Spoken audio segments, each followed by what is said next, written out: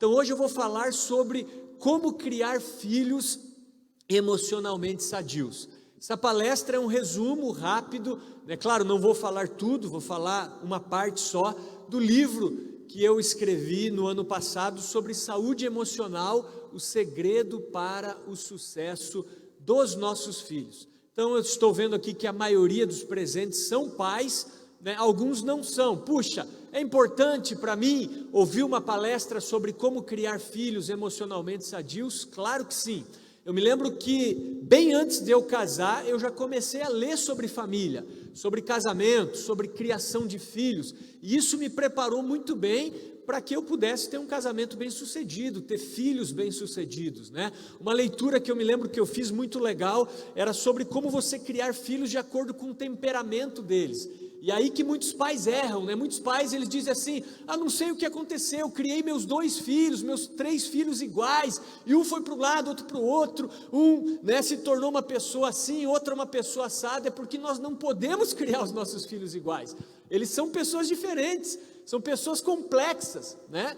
Então, você já deve ter ouvido falar, na minha família aconteceu isso, Daniel é completamente diferente da Anabela, temperamento, né? Assim, o Daniel nunca nos deu assim nenhum tipo de trabalho, sempre dormiu a noite inteira, né? Por exemplo, a gente tinha que acordar ele quando ele era bebê, e mesmo assim daqui a pouco ele já estava dormindo. Enfim, a Anabela, o contrário, né? Fazem 2 anos e pouco que eu não sei bem o que é dormir uma noite inteira, apesar que hoje ela dormiu bem, né?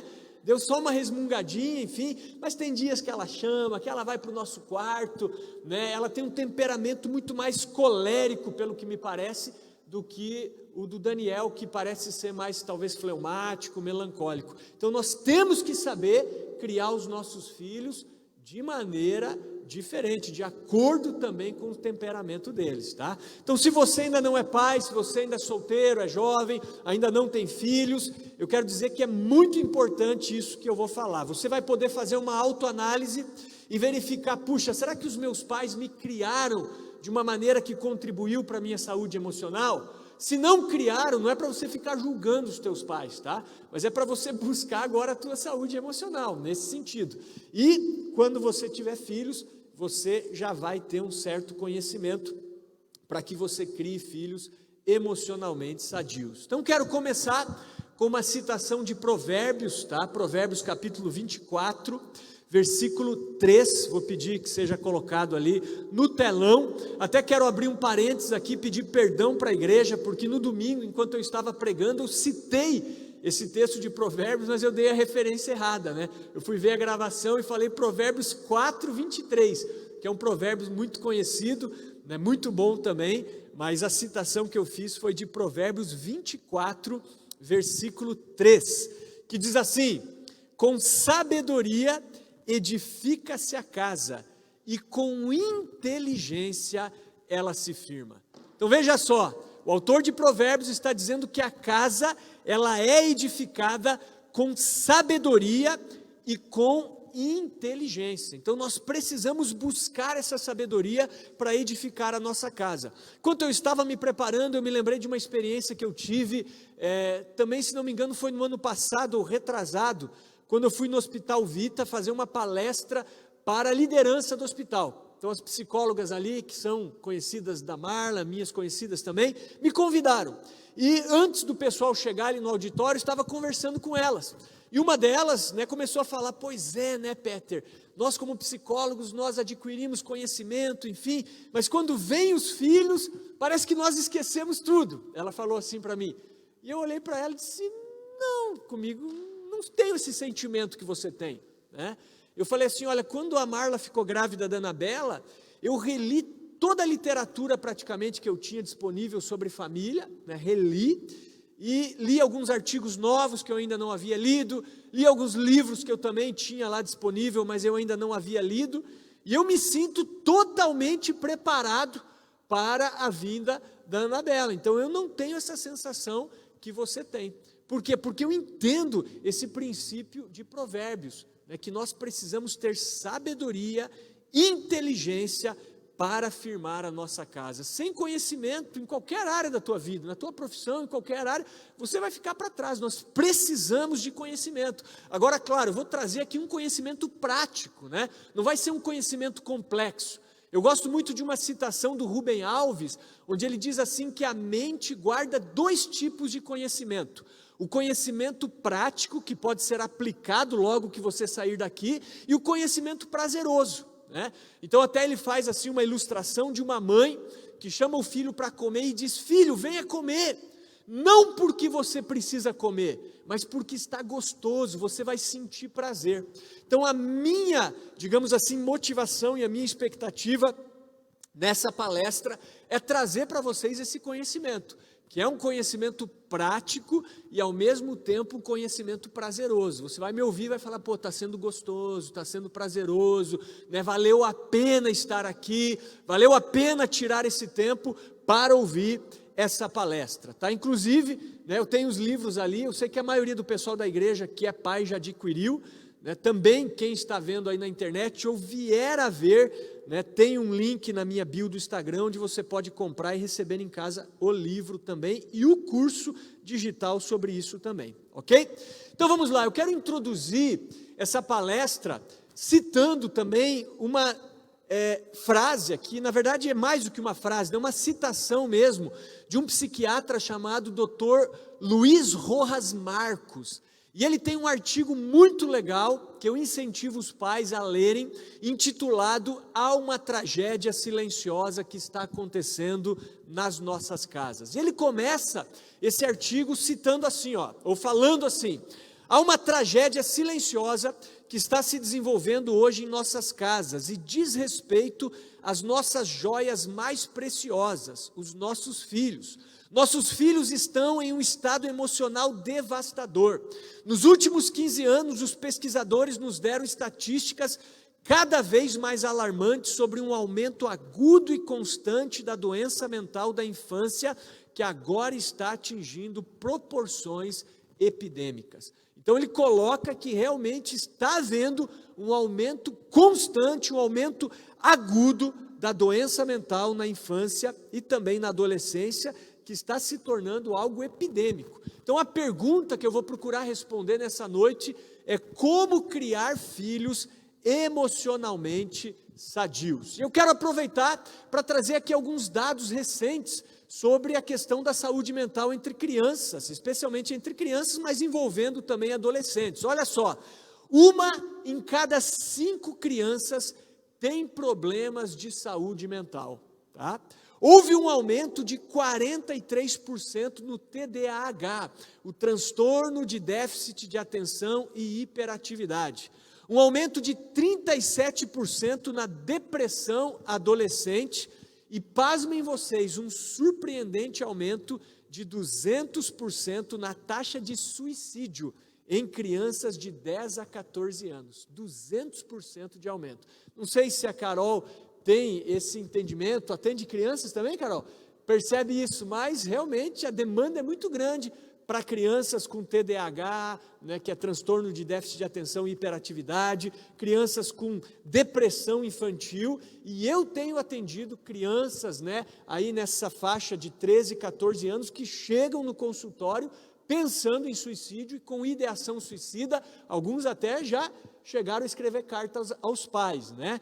Graças a Deus, né, no meu trabalho até hoje, eu tenho sido bem sucedido no trabalho e tenho conseguido, né, fazer com que essas crianças entrando aí na adolescência mudem a perspectiva e melhorem nesse quesito de saúde mental. Mas a situação é extremamente grave e por isso que, como igreja, nós precisamos também atender essa demanda. Então, fora isso, né, você sabe que a gravidez na adolescência está aumentando, o número de adolescentes que contraem doenças sexualmente transmissíveis e usam drogas também cresce, e em meio a tudo isso, o percentual de famílias em que um dos pais fica o dia inteiro em casa com os filhos só diminui, e as crianças passam muitas horas conectadas virtualmente e pouquíssimo tempo com os pais, que também estão distraídos no ambiente virtual. Então, o que nós vemos hoje são pais distraídos virtualmente,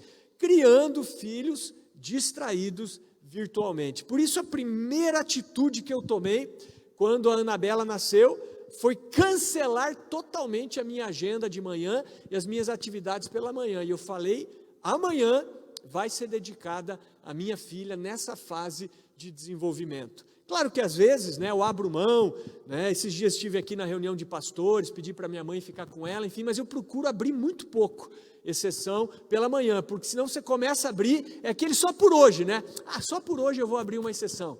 Daí amanhã, só amanhã também, só daqui a pouco, quando você vê, você está abrindo exceção todos os dias. Então nós temos que cuidar e realmente fazer, digamos, da nossa família a nossa prioridade. Então, às vezes eu abro mão. Esses dias eu tive o convite para ir ali no 27B Log, fazer uma palestra também sobre suicídio. Falei, não posso perder essa oportunidade, Então, acabei indo também pela manhã, mas geralmente as manhãs são todas dedicadas a ela, E o Daniel agora está estudando pela manhã, mas também antes a ele, sem dúvida nenhuma. Então, a pergunta é, o que nós podemos fazer, pais? Ou o que nós estamos fazendo de errado? Então, o momento presente exige que nós sejamos pais de excelência, que se dedicam ao conhecimento e adquirir hábitos que vão fazer da nossa família uma família bem-sucedida. Então, repito, Provérbios 24:3, com sabedoria edifica-se a casa e com inteligência ela se firma. O que eu quero dizer para você é dedique-se à sua família, vale a pena, porque no passado o modelo de sociedade contribuía para que os laços familiares fossem fortalecidos. Hoje, porém, o jogo virou e seguir o rumo da correnteza é fatal. É fatal. Se você seguir o rumo da correnteza, a sua família fatalmente será destruída. Antigamente não, a sociedade contribuía para que as famílias fossem fortalecidas, é ou não é? É só você observar as casas mais antigas, O local especial da casa era a cozinha. As casas tinham cozinhas grandes, mesas grandes, família sempre reunida, Hoje em dia você não vê mais casas, as casas são um aperto, Casas pequenas, cozinha pequena. Hoje é valorizada a individualidade, cada um no seu quarto, banheiro individual, tudo individual, Isso é valorizado hoje. Agora, quando você vai na casa da avó, ou ia na casa da avó, não era assim, Todo mundo sentado na cozinha, era maravilhoso, Tinha filas para ir no banheiro, porque era um banheiro só, por exemplo, às vezes.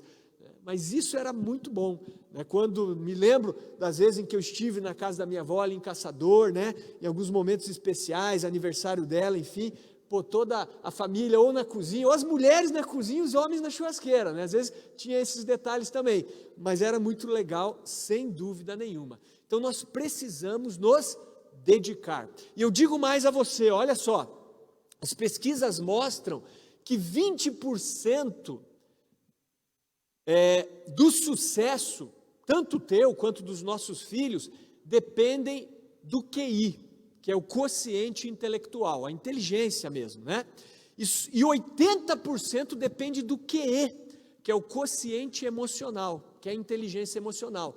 Então hoje, é muito mais importante os nossos filhos desenvolverem o quociente emocional, que é a inteligência emocional, do que o QI. Antigamente, se você tivesse uma faculdade, você já estava garantido no mercado de trabalho. Hoje não é assim. Hoje não é assim. Você pode ter um currículo maravilhoso e perder espaço para uma pessoa mais inteligente emocionalmente do que você. Porque especialmente as corporações, as empresas, elas valorizam pessoas que têm habilidades sociais, pessoas resilientes, pessoas que saibam lidar com a pressão, ou seja, pessoas que desenvolvem o QE, o quociente emocional. E por isso é importante nós trabalharmos a inteligência emocional dos nossos filhos. Então guarde isso.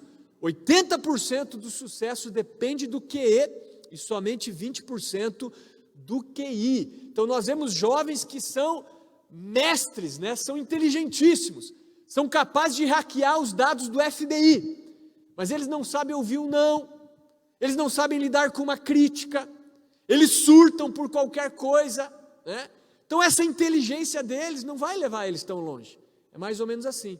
Então nós precisamos de QE, de inteligência emocional. Uma outra coisa que a gente observa sobre os dados também é que 80% dos jovens que terminam o ensino médio, eles não sabem o que eles querem da vida. Eles não sabem, é incrível isso. Não sabem o que fazer. E realmente, eu estou atendendo ali os adolescentes que estão no ensino médio, eles não fazem ideia do que eles querem ser da vida. E quando querem, talvez aí ser um youtuber, esse tipo de coisa, que não tem nenhum problema, né? Se for um youtuber de sucesso, claro, vai ganhar às vezes muito mais dinheiro do que talvez trabalhar numa empresa, né? Mas também tem que ter conhecimento para chegar lá, né? Tem que ter, sei lá, um nicho, tem que ter um planejamento e tudo isso. Então olha só uma frase do Augusto Cury sobre isso. Ele diz assim, ó: tenho tratado médicos, advogados, empresários que são inteligentes para lidar com problemas objetivos.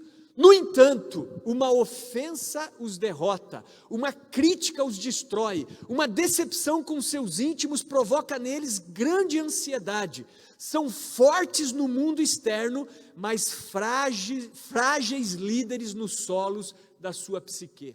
Então veja, pessoas inteligentes, segundo ele, médicos, advogados, empresários, mas que não têm saúde emocional, não têm inteligência emocional, não sabem gerir as suas emoções. Então, dentro do livro, dentro do meu curso, eu trago 7 princípios, tá? E eu trabalho esses 7 princípios. Eu vou tentar trabalhar resumidamente 3 deles aqui nessa noite, mas eu vou ficar atento ao horário. Quando der umas 9h30, eu já passo para a finalização. Se não der tempo, não tem problema. Mas são esses os 7 princípios que eu trabalho. O amor. Então eu defino o amor, trago uma definição interessante, porque o amor, apesar de ser algo que nós ouvimos falar e achamos que conhecemos, muitas vezes nós não sabemos o que é amor. Segunda coisa, o tempo de qualidade com os filhos, né, que é uma maneira prática de amá-los. Em terceiro lugar, amar os filhos através do exemplo. O quarto seria a autoestima, que é muito importante, desenvolver isso nos filhos, e os pais são responsáveis por desenvolver autoestima e autoconfiança nos filhos. Então, se os teus filhos têm uma baixa autoestima, se eles não têm autoconfiança, olha, provavelmente você tem uma grande responsabilidade nisso. Quinta coisa, comunicação, né, que é bem importante. Sexta coisa, a disciplina, né, que filhos que não têm disciplina também acabam trazendo muitos problemas. E, em sétimo lugar, a perseverança, porque pais brilhantes nunca desistem dos seus filhos. Então guarde isso, ainda que os teus filhos se desviem, se comportem de uma maneira abominável aos teus olhos, nunca desistam deles, nunca. Seus filhos são teus filhos e você não pode desistir deles. É como aquela mulher cananeia, né?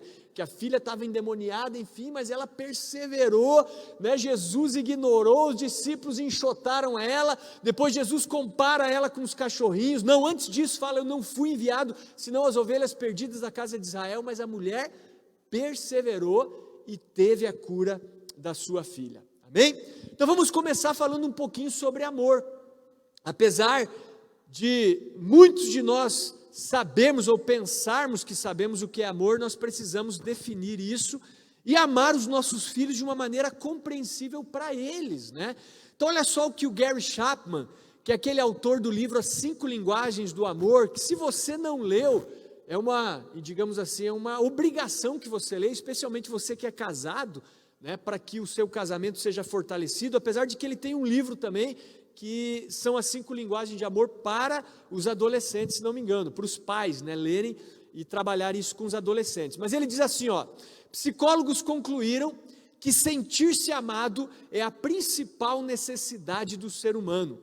Por amor subimos montanhas, atravessamos mares, cruzamos desertos e enfrentamos todo tipo de adversidade. Sem amor, montanhas tornam-se insuperáveis, mares intransponíveis, desertos insuportáveis e dificuldades avolumam-se pela vida afora. E 1 Coríntios 13:13, que você conhece, Paulo diz assim: portanto agora existem essas 3 coisas, a fé, a esperança e o amor, porém a maior delas é o amor. Então nós vemos que a maior necessidade de um ser humano é se sentir amado. E a Bíblia fala que a maior coisa, talvez, que nós precisamos buscar é o amor. 1 Coríntios 13:13, a maior delas é o amor. Então a pergunta é: como amar os nossos filhos de uma maneira prática e compreensível para eles? O problema não é amar os nossos filhos, o problema é amar de uma maneira que eles compreendam isso. Então tem pais que estão amando os filhos, mas os filhos não estão recebendo aquilo como amor. Eu já dei esse testemunho aqui. Eu me lembro que uma vez o meu filho teve um jogo da escolinha de futebol pela manhã, num sábado, e naquela época eu atendia sábado de manhã. Eu tinha meus horários ali das 9 ou das 8, se não me engano, até meio-dia, mais ou menos. E foi marcado esse jogo no sábado pela manhã, e eu tinha atendimento, então eu falei para o meu sogro levá-lo, né? Era lá em São José dos Pinhais, leva ele lá que eu tenho atendimento. Mas algo me incomodou, algo me disse, não, você tem que estar com ele nesse momento, né? E deu tempo, eu cancelei então minha agenda, e falei, não, vou com você, né? E fui com o meu filho para aquele jogo. E eu fui pensando, isso é uma demonstração de amor, né? Eu estou deixando o meu trabalho, estou deixando de ganhar um pouquinho mais, para estar com ele nessa atividade que é prazerosa para ele. Só que eu comecei a pensar, será que ele compreende isso? Será que ele tem esse entendimento de que esse é um ato de amor? Então, antes dele jogar, eu chamei ele e disse assim, filho, você entendeu o que o pai fez? O pai deixou de trabalhar, o pai está deixando de ganhar dinheiro para estar aqui com você. Então, eu estou dizendo com isso que você é mais importante que o meu trabalho, que você é mais importante que o dinheiro. Ficou claro isso para você? E ele disse, ficou, pai. E naquele dia, não sei se foi isso, irmãos, mas foi o melhor jogo que eu vi ele jogar. Ele fez uns 4 gols, acho, assim, né? Foi da escolinha ali do Atlético, que ele fazia parte do Boa Vista, contra a escolinha do Paraná ali de São José dos Pinhais. Eles golearam, ele fez um monte de gol, assim, foi um jogo, assim, extraordinário, né? Eu falei, valeu muito a pena acompanhar esse jogo aqui nesse dia. Mas é importante nós ministrarmos os nossos filhos, especialmente se eles são crianças, mas se eles não são também, para saber, será que meu filho está compreendendo que isso que eu estou fazendo por amor? Porque eu quero dizer para você, nós não vemos as coisas como elas são, nós vemos as coisas como nós somos, entendeu? Às vezes você está fazendo o teu melhor e o outro está recebendo não aquilo como amor. Por isso que a gente precisa conhecer a linguagem de amor do outro, né? A minha linguagem de amor é atos de serviço. Então, às vezes minha esposa chega em casa, a casa está arrumada, a Anabela está trocada, o almoço está na mesa, entendeu? Quer dizer, todo dia, de segunda a sexta, ela chega assim, né? Só que eu pergunto, você não se sente amada por isso? Não, ela não está nem aí, ela gosta, claro, não vou dizer que ela não goste, mas ela não se sente amada por isso. Por quê? Porque a minha linguagem que é atos de serviço. Como é que ela se sente amada? Quando eu dou tempo de qualidade para ela. Eu sento com ela, tomar um café, olho no olho, ouço ela falar do trabalho dela. Então, às vezes ela vai tomar banho, amor, fica aqui comigo, eu tenho que ficar lá, eu não estou afim, né? Eu tenho que ficar lá, né? Ouvindo ela falar e tal, enfim, senta aqui comigo e tal. É isso, entendeu? E se eu não faço isso, durante um tempo ela já começa a reclamar, né? Então, eu acho que estou dando o melhor, mas às vezes ela não está recebendo aquilo como amor, é muito comum. Aí o marido chega para a esposa, ou a esposa chega para o marido, você não me ama. E o cara fala, como não? Trabalho pra caramba, pago as contas, supro as suas necessidades, como que eu não te amo? Mas claro, o cara está amando de uma maneira que a outra pessoa não recebe como amor. Então isso também precisa ser reconhecido na vida dos nossos filhos.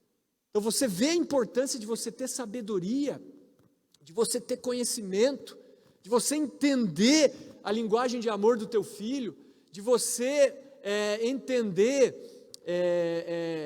o temperamento dele. Por exemplo, um dia que eu dei uma pisada na bola, que para mim eu achei que não, né, mas foi com o meu filho, foi no dia do aniversário dele, nas férias, não desse ano que eu pintei a casa, né? Não foi desse ano, foi na outra, de janeiro de 2020. Eu tirei as férias de janeiro de 2020 para pintar a minha casa. Falei, vou pintar toda a casa por fora. Tirei 7 dias, né, de férias para fazer isso sozinho. Deu um trabalho, só que culminou exatamente no dia do aniversário dele, um desses dias, né? E eu levantei cedo, ele não tinha acordado, e eu toquei desculpe, né? Ia falar uma palavra aqui, mas mandei brasa, né? Esqueci, cara, entendeu? Esqueci do aniversário dele, sério, porque eu estava concentrado naquilo. Beleza, né? Quando a minha esposa chegou em casa, ele estava aos prantos lá, né? Ele chorou, o pai não me falou nada, o pai não parou para me dar parabéns, isso, aquilo. Eu lembrei, puxa, filho, parabéns, mas já era tarde, né? Eu dei os parabéns.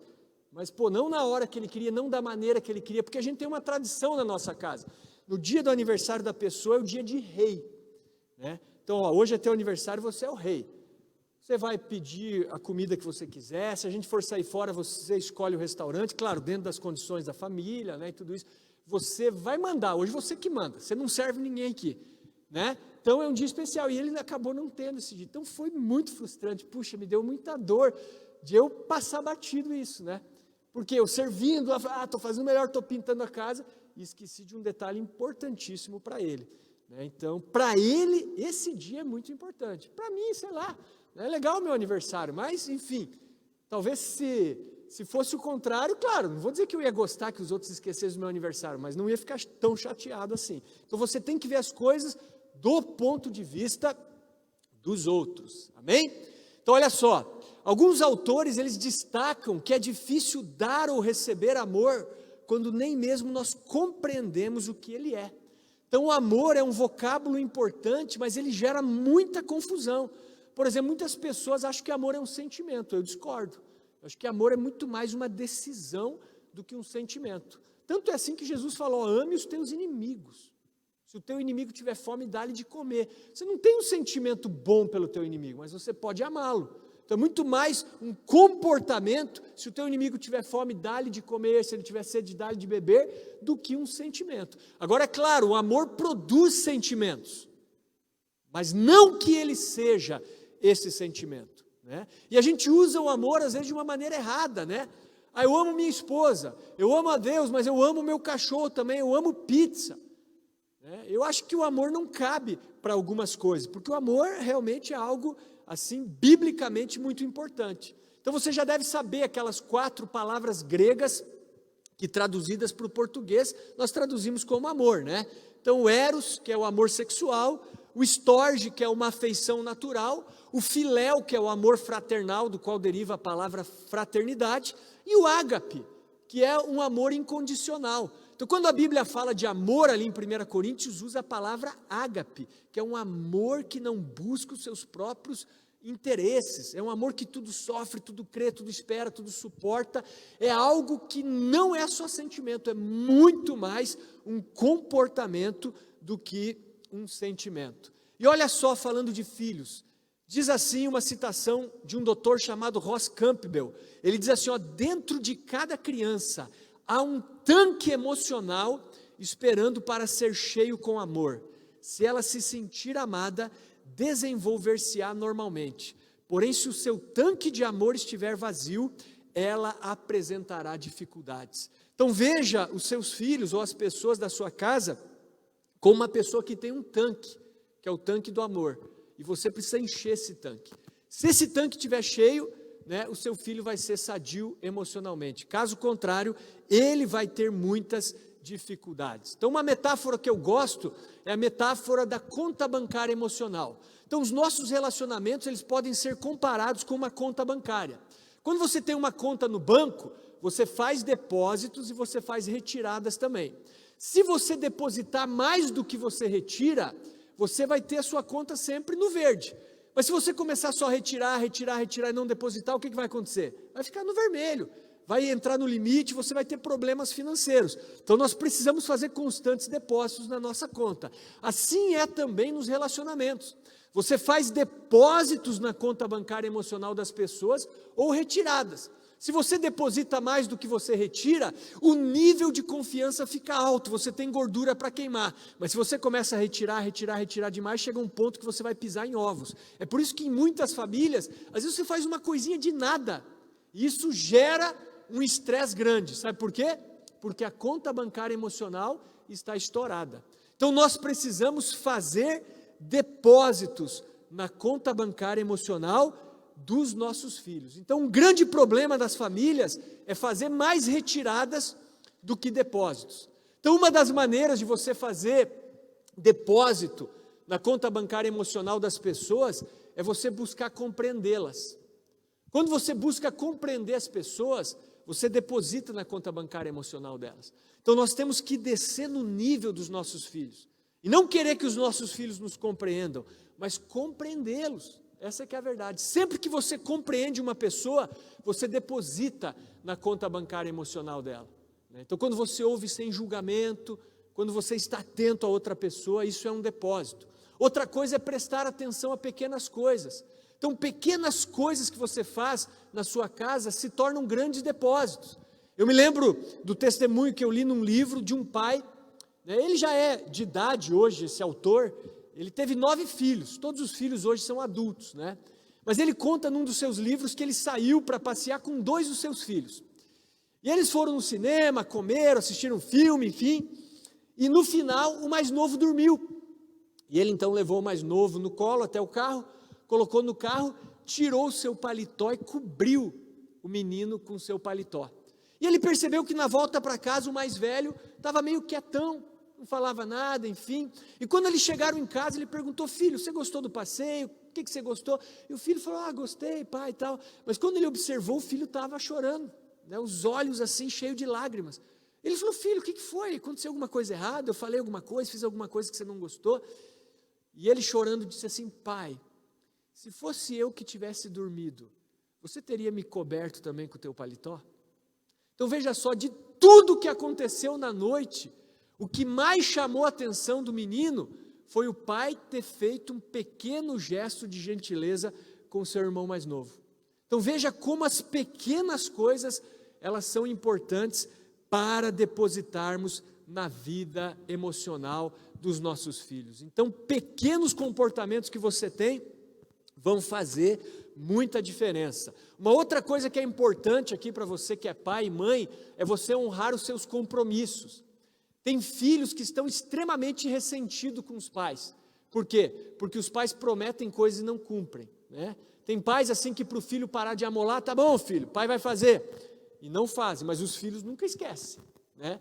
Esse tá bom, vou fazer, os filhos não esquecem, né? Então quando você liberar uma palavra para o teu filho ou para qualquer pessoa, cumpra, né? Porque você pode esquecer, mas o teu filho não vai esquecer. E quando você diz assim: filho, talvez o pai vai fazer isso, geralmente eles entendem com certeza. Então nós temos que ter cuidado para não gerarmos ressentimento na vida dos nossos filhos. Então honrar compromissos também é um grande depósito que você faz na conta bancária emocional deles. Ok, queridos? Então deixei 3 depósitos aí, tem mais, né? Tem 6, não, vamos falar mais um aqui, ó. Pedir desculpas sinceras quando você faz uma retirada.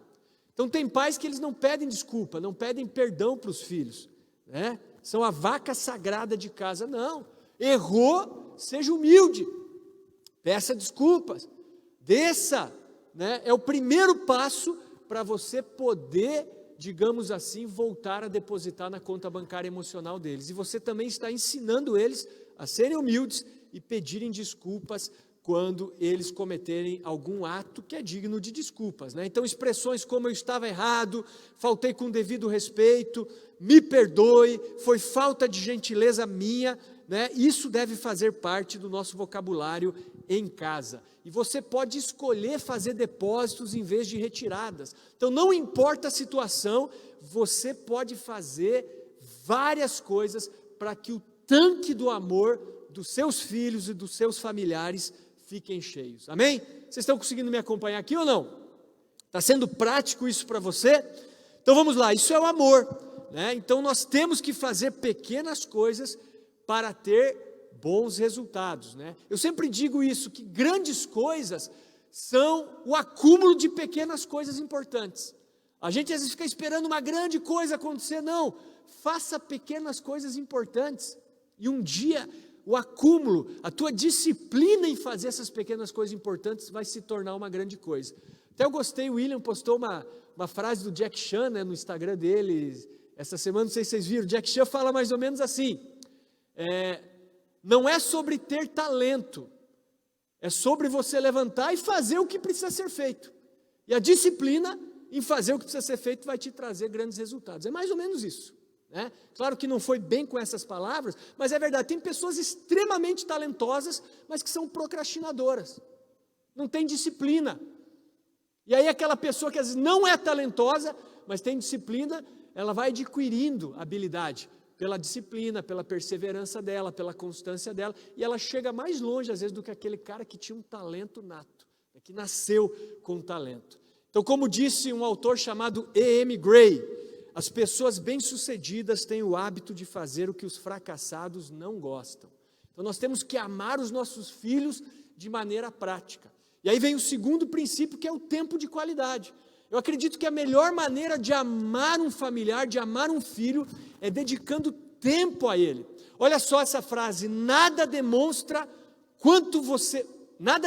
mais quanto você valoriza um filho e seu relacionamento com ele, do que doar-lhe o seu tempo.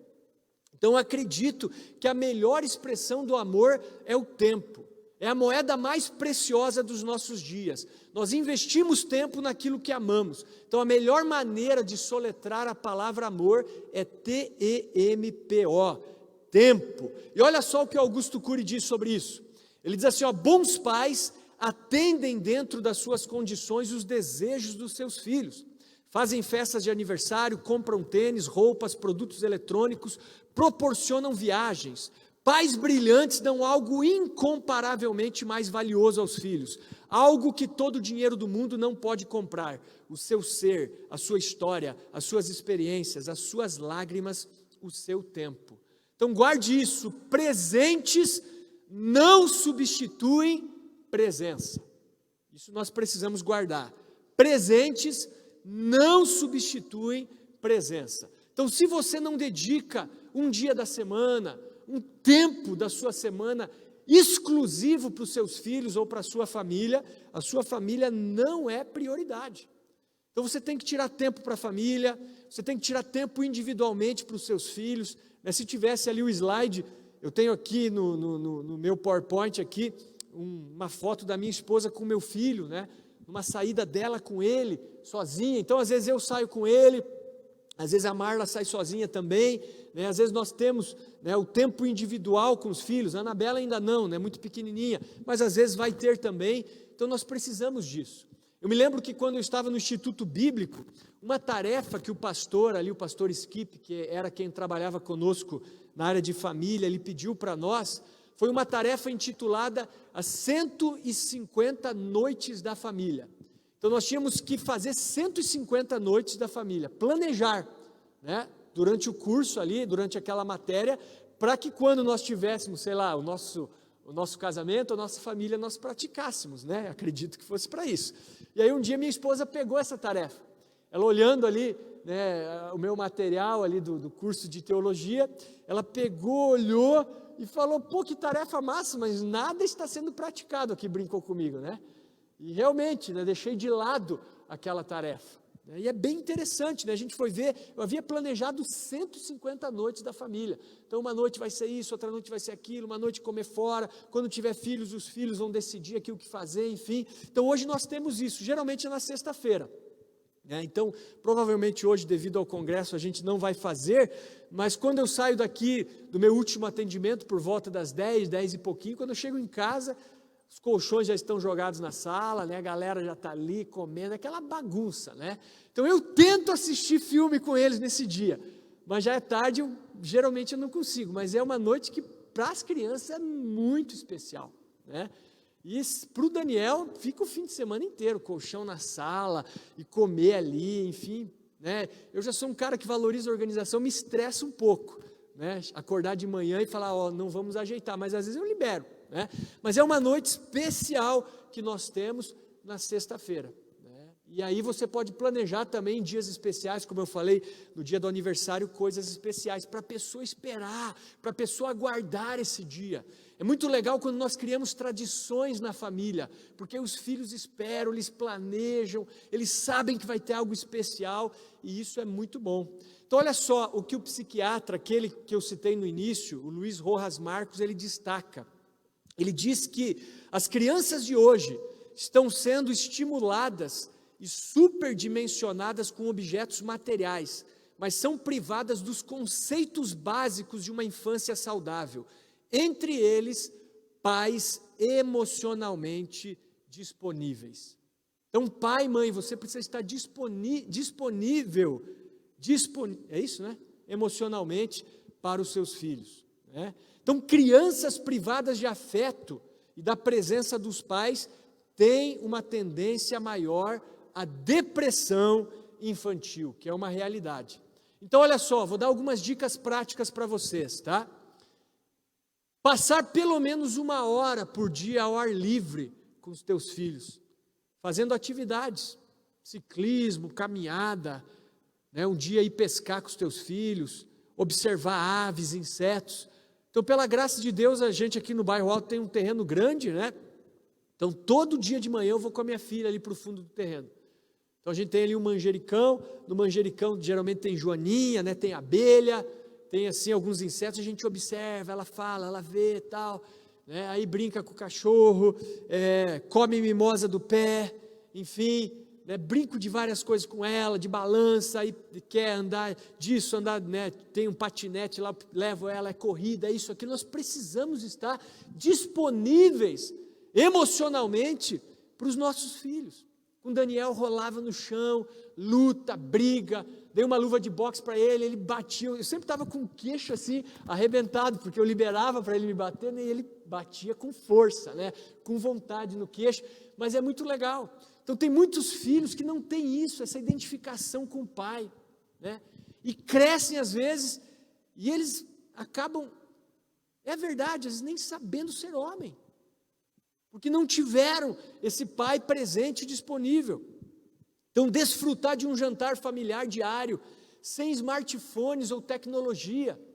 Então, esses dias a gente foi fazer um jantar, né, fomos num restaurante legal, e a gente combinou, ninguém leva celular. Nossa, acho que foi um dos melhores jantares que nós tivemos, né? Foi muito bom, cara, foi muito bom, e eu não queria ir embora, entendeu? Ninguém com celular, ninguém se distraiu, né, ninguém, foi maravilhoso ali o relacionamento que nós tivemos, né? E eu tenho procurado fazer isso, quando eu vou no meu pai ou no meu sogro, não é em 100% dos casos, tá? Não vou dizer que é, mas eu procuro não levar também o meu celular, porque senão é muito fácil de você se distrair, né? Então, se você sentar na mesa com o celular, não é legal, tá? Jogar jogos de tabuleiro com a família, ou se as crianças são muito jovens para os jogos de tabuleiro, deixe elas guiarem a brincadeira, né? Deixe elas mandarem no jogo. Então é muito legal, eu que trabalho com crianças no consultório, o que eu faço com eles é jogar muito, é muita atividade lúdica, né? Porque eles não têm isso, e é muito legal, você vê como é que a criança lida com a vitória, com a derrota. E eu vou falar para vocês, eu jogo sempre para ganhar, qualquer criança. E eu sou bom nos jogos, né? Porque eu estou jogando sempre, né, com eles, então eu fico bom, né? Falo, ó, vou falar para você, eu sou bom nesse jogo. Então a primeira eu vou te ensinar, mas depois eu vou jogar para ganhar. Então quando eles ganham de mim, é porque eles mandaram ver, eu falo, você fez certo, você foi bom mesmo, tá? Mas eles gostam muito. Então como diz, né, um outro autor aqui, o Andrew Matthews, ele diz, todos nós fracassamos, mas o que dói não são as derrotas, o que dói é saber que nós não fizemos o melhor possível. Amém, queridos? Então tempo de qualidade. Faltam ali poucos minutos e eu vou finalizar então, trazendo o terceiro princípio, que é o exemplo. Então o amor, a primeira coisa, o tempo de qualidade, que é uma maneira prática de você amar os seus filhos, e eu finalizo falando sobre o exemplo. Eu quero citar aqui um versículo, né? Uma citação de Jesus, onde ele diz assim, ó, porque eu vos dei o exemplo, para que como eu vos fiz, façais vós também. Então os discípulos, eles aprenderam muito com Jesus, através do modelo, através do exemplo. Então uma das maneiras principais das crianças aprenderem comportamentos, é aquilo que nós chamamos de modelação. Elas olham para o adulto, para o pai, para a mãe, e elas fazem e repetem aquele comportamento, é assim. Se você quer ser bem sucedido em alguma área da tua vida, pegue alguém que é bom naquilo, e ande com aquele cara. Veja o que ele faz, isso é modelação. Repita o que ele faz.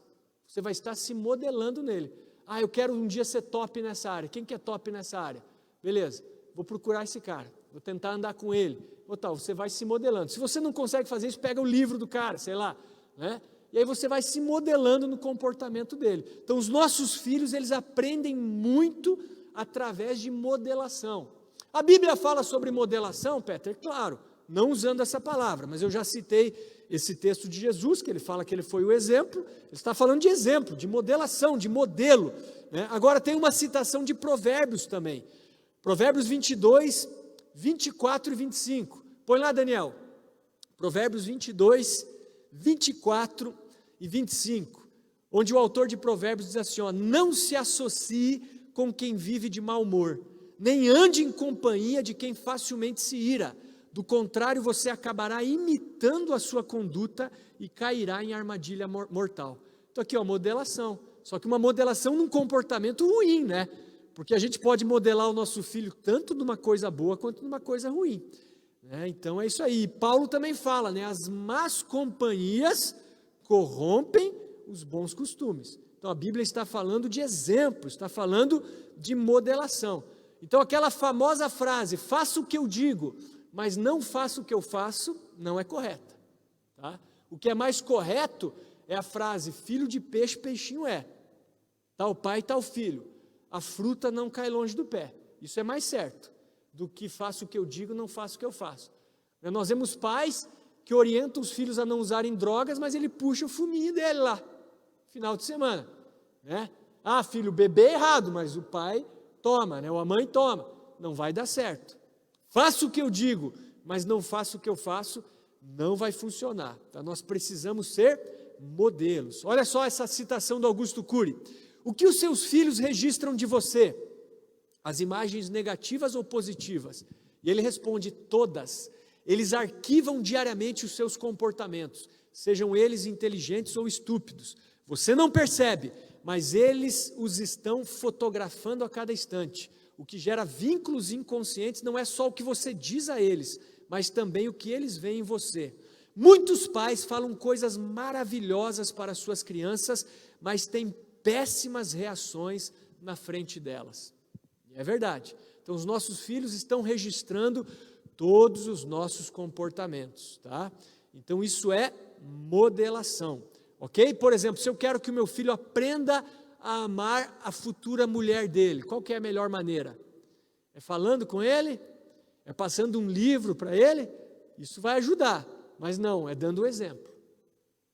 Se eu sou um pai que ama a mãe dele, ele vai aprender pela modelação. E a melhor maneira de amar um filho é amando o seu cônjuge, aprenda isso. Filhos que crescem em famílias onde os pais se amam, crescem emocionalmente saudáveis. Filhos que crescem em lares onde há muita briga, muita discussão, crescem abalados emocionalmente. Amém? E aí entra em questão de filme, de TV também, né? Ah, filme, TV, essas coisas não modelam nossos filhos. Modelam. Ali são incutidos valores, ali são incutidos princípios, às vezes que não são do reino de Deus, e que muitos filhos passam a, digamos, a andar naqueles valores e que traz conflito na família. Quer ver um exemplo? Vou dar um exemplo simples. Digamos que o teu filho assista demais uma série que valorize a gravidez, digamos assim, independente, né? Meninas ficarem grávidas sem terem um casamento, um compromisso sério. E daqui a pouco ela começa a pensar dessa maneira. Mas você valoriza o casamento e acredita que o ideal é que as meninas fiquem grávidas dentro de um relacionamento seguro, que é o casamento. E aí a tua filha resolve engravidar fora do casamento. Escolhe isso. Isso vai trazer conflito na família. Por quê? Porque vai conflitar os valores. E às vezes esse valor foi recebido de algo que ela está assistindo. Então nós precisamos sim monitorar o que os nossos filhos assistem. Mas principalmente, né, trazer aqui que tipo de modelo você tem sido. Eu já estou finalizando. Olha só essa citação. Quem somos e a maneira como nos relacionamos com o mundo são indicadores muito mais seguros de como os nossos filhos serão do que tudo que sabemos sobre criar filhos. Em se tratando de ensinar as crianças como viver com ousadia na sociedade de escassez, a questão não é tanto, você está educando seus filhos da maneira certa, mas sim, você é o adulto que deseja que os seus filhos se tornem um dia? Essa é a pergunta. Então eu pergunto para você, você é o adulto que deseja que os seus filhos se tornem um dia? Se os seus filhos crescerem e se tornarem uma pessoa como você, você vai ser feliz? Você vai falar, cara, estou orgulhoso do meu filho ou da minha filha? Essa é a pergunta. Então, não é tanto sobre ter conhecimento só, mas é sobre ser esse modelo para os nossos filhos. Então, vou repetir essa parte final. O que somos ensina mais uma criança do que o que dizemos. Portanto, precisamos ser o que queremos que os nossos filhos se tornem. Amém, queridos? Então, como criar filhos emocionalmente sadios? Primeira coisa, amando eles, de uma maneira prática, de uma maneira compreensível. Você deve ter entendido que o amor é muito mais a prática do que o sentimento. E 2 maneiras aqui práticas de amar os nossos filhos. Primeiro, tempo de qualidade. Dedique tempo para eles. E segunda coisa, seja um exemplo. Seja o tipo de pai, o tipo de mãe que você gostaria que os seus filhos se tornassem. Amém? Vamos orar por isso. Convido você a ficar de pé.